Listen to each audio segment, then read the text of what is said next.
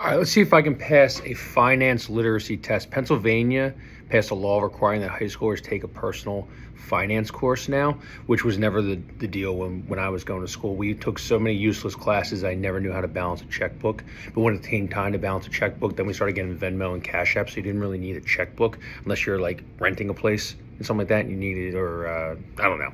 I forget what I need checkbooks for, but I still have them. But anyway, never use them.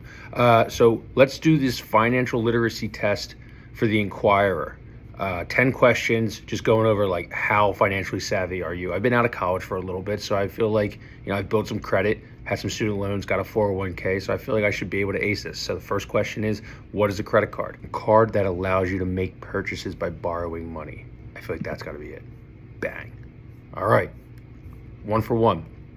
If your employer offers a 401k plan, when is the best time to start contributing to it? As early as possible. Contribute. Which of the following is never a step in writing a check? See, this is going to lock me up. Writing your name in the upper left-hand corner. I've never done that. Adding a description of what the check is to be used for. I think that's kind of sometimes happens. Sometimes you don't have to do that. Writing the name of the check recipient. Obviously, you got to do that. Writing out the amount of the check in both words. I know you got to do that too. So it's got to be writing your name in the upper. Bang. 3 for 3. Holy shit. What is not in your credit report? Ooh, wow, this could be any of these. I'm going to say whether you've been sued, arrested, or filed. No. Okay. Personal references. Why do they need, bankruptcy filing, sure. Why do they need to know if I got arrested for a DUI? Why do they need to know if I've been sued? I guess sued is okay, but arrests? Who cares about arrests? I've spent one night in the drunk tank. Get off my back. What is a good way for a teenager to build credit? Didn't really do this when I was a kid, so I don't know. Becoming an authorized user on a credit card of a parent with good credit. I actually had a friend that their parents did that. Shout out to those parents. I'm going to go with that. Bang. 55% of people only got that one right. Shout out to me. All right. 4 for 5. What percentage of your income do to some experts recommend be spent on housing? Housing market sucks right now. 45 to 50%? I hope not. I'll never own a house. 25 to 30%.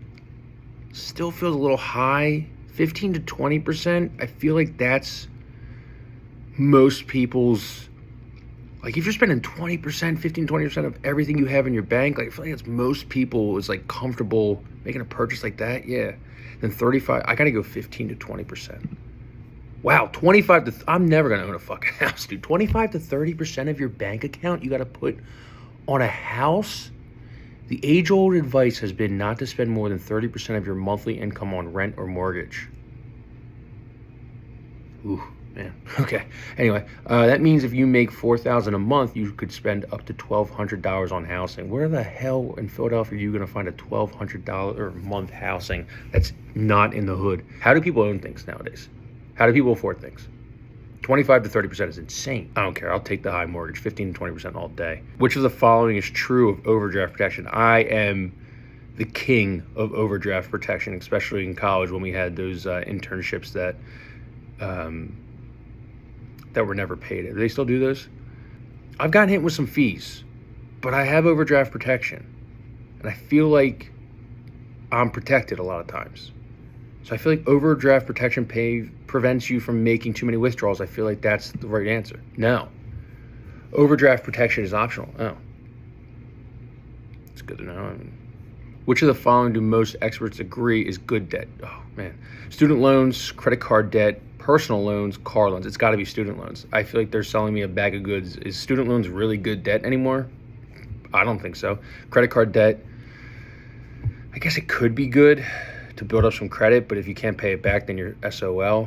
Personal loans, I don't really understand what a personal loan is. I feel like that's kind of barking up the wrong tree. I'm gonna go student loans, but I don't agree with that if it's the right one. Yeah, student loans is good debt. No, it's not. College is a sham. Good debt, such as a student loan or a mortgage, has a relatively low interest rate and is considered an investment in your future. Ask how many people use their degree. And what is the difference between a subsidized and an unsubsidized student loan? I think I got fucked on this. I think I thought I had one that I didn't have to pay back, and then like 6 months later, my mom told me like, buddy, you owe like $30,000. I think I cried at my Honda Fit. I'm going to go with subsidized does not accrue any interest. No, I got that wrong. What describes a money market account? I have one of these, so I should know. 5%, dude. It's pretty fucking sick right now. It's got to be this one. Yeah, dude, money market accounts, not going to preach to you again. It's free money. I scored 6 out of 10. Ooh, average reader scored 7.8 out of 10. So that's not good. This is what happens when you don't teach people personal finance in high school and you just give them algebra. I haven't done a fucking algebra equation in a decade.